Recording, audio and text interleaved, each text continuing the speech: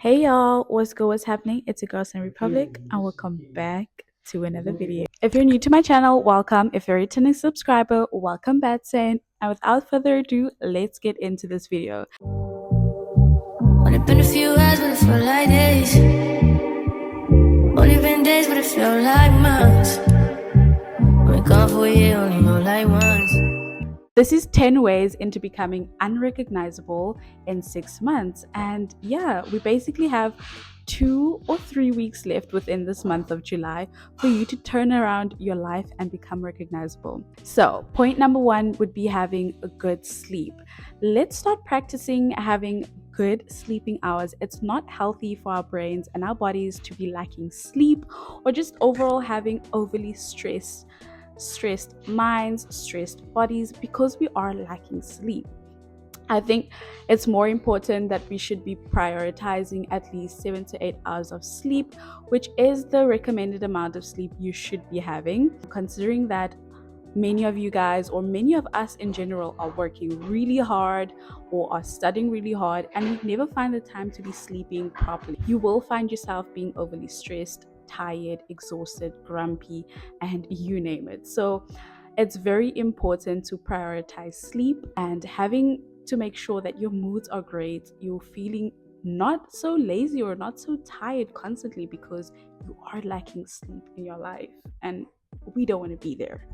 Point number 2 would be reading a book, at least for like 30 to 45 minutes or even for an hour. How many hours is on your screen time? If it's more than like 3 or 4 hours that you're spending on your phone, switch it off, okay? We find ourselves binge watching a bunch of bullshit on our phones, on our tablets, on our TVs, and where we could be prioritizing that time towards reading in terms of gaining a new skill or just upping our vocabulary in general. Whatever it is that you're interested in terms of reading, whether it be fiction, life improvement, how to get rich, whatever it is, spend less time on your phone. You'd find yourself spending about 6 to 8 hours or even more just sitting on your phone, scrolling on TikTok, scrolling on Instagram, watching things that are never going to benefit you in any way or that you can't even learn from. I find that it can be very distracting and gives you brain fog overall. So find a book, sit down in a quiet place or just in your bed when you find yourself scrolling for too long and read something.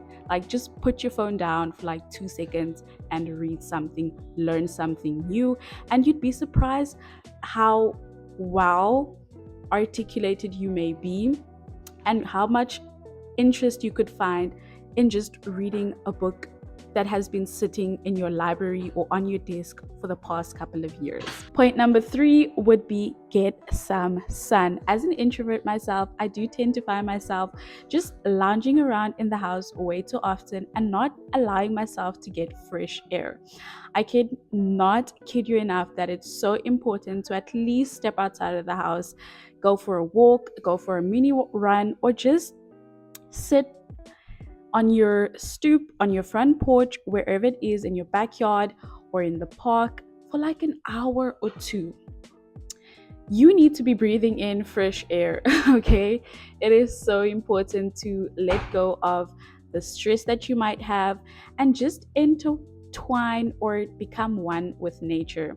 We find ourselves just becoming lazy and draggy, sitting up in the house all day or for some other reason just sitting in your room and having no human interaction, no nature interaction whatsoever, which is crazy to think about it. You spend more time in your house or in your car than you do spend outside, which you really want to switch that up, and actually it helps in just releasing any sort of type of stress that you're going throughout the day or just becoming calmer. Point number 4 would be starting a hobby. Do you have a hobby, or when was the last time that you actually did something or experimented something that you really liked? Probably like a couple of years ago, right?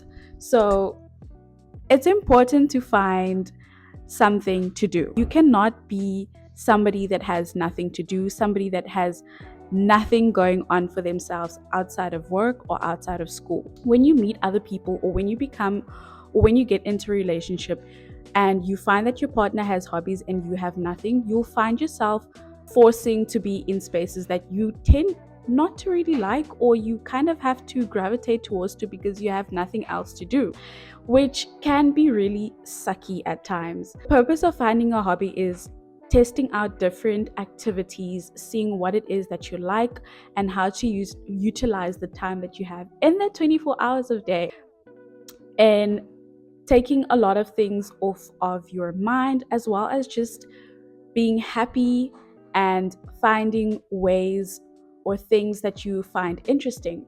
There's different things, for instance, picking up tennis, learning how to play chess, playing paddle, uh, volleyball, whatever it may be.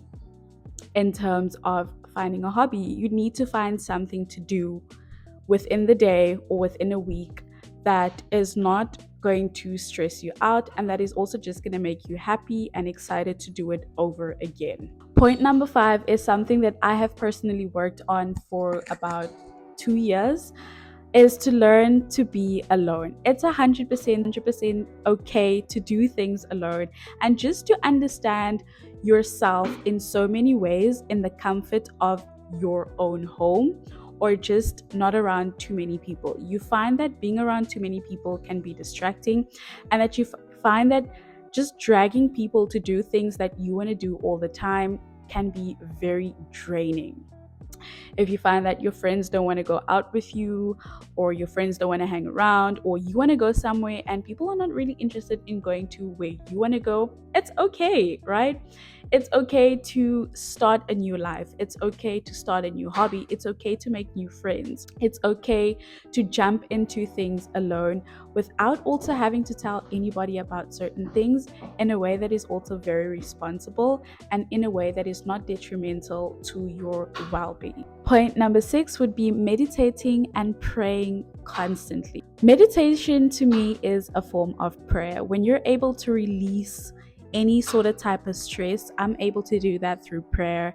I'm able to pray, just pray, be with God, and be in a state that is the most relaxing, that is the most calming, with no disruption whatsoever.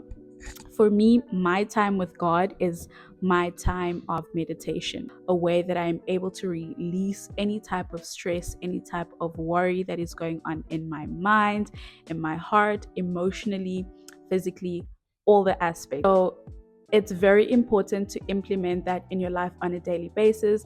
A lot of us find the time to do things for everything else, and not find the time to do things, or not find the time to meditate or pray, which I find is super crazy. Because the same discipline that you have for getting up to go to work, you know, getting up to go to the gym, is the same amount of time and energy you need to be putting in for meditating as well as praying. Point number 7 would be eating healthy. I cannot stress this enough. Eating healthy, not only does it help with your health over it in general, but it does take a toll on how your skin looks, on how your body looks, and just overall becoming healthier in general is so beneficial, and it does tend to help you in becoming so unrecognizable, to the point where you start feeling so great. You become energetic, you become so happier because your gut is healthy. And when your gut is healthy, your body is healthy. The type of food you intake really does depend on the type of mood that you do have throughout the day, or even throughout the week. So watching what you eat in terms of calorie intake and in terms of healthiness overall is a very, very important. Point number 8 would be practicing gratitude. How many times in a day have you said, thank God for this? Probably not. So it's very important to practice gratitude on a daily basis, to be thankful for waking up, just being thankful for the day, being thankful for having running water, being thankful for having a roof over your head, being thankful for the job that you have. There's so many things going on in so many places, to different people in different ways. And sometimes we always worry about what we don't have. That can be so selfish, or sometimes just so ungrateful, to the point where we realize that, whoa, I actually have the little things in my life and they matter so much to me. We forget to say grace. We forget to be thankful. We forget to be appreciative. And it's something that you should be practicing more often. And when you practice gratitude, you become more grateful, you become one of abundance as well. And you actually realize how much things you have compared to what you think you need or want in that aspect. So that's also another thing that does make you become somebody that is unrecognizable and helps you boost your character overall. Point number 9 would be practicing detachment. How the real question is, who are we always so attached to, and what are we always so attached to? 9 times out of 10, we find that we always attached to people that have no reason or that have no ways of wanting to be associated or even attached with us. And this could be friendships, certain types of families, certain types of addictions, and things like that. Why are we being attached to these things? Is it sentimental? Is it emotional? Has it been affecting you in some type of way? And it's okay to let go of certain things, let go of certain habits, because in order for you to grow, in order for you to become a better person, you need to be able to detach from certain things, certain people, and certain habits as well. If you want to be a better person, you need to change the friends that you have, especially if those are the type of people that have been ruining your life or not seeing any progress in your life whatsoever. Sometimes you find you can't also cut yourself from certain family, but you can distance yourself in that ways, and that is a form of detachment. Whether this person or these people are toxic, just manipulative, and just mean overall, mean-spirited, monitoring spirits, whatever it is that is negative, you need to be able to detach yourself, because there is nothing that these people will do for you in your life ever. And my last point would be appearance. Becoming an unrecognizable would be also just changing your appearance overall. You do not want to have the same look every season of your life. And just looking the part to the person that you want to be has so many advantages in your life. You need to start dressing well, you need to start looking well, taking care of yourself physically as well as emotionally and mentally. But most importantly, physically. Your looks are what people see first before anything else.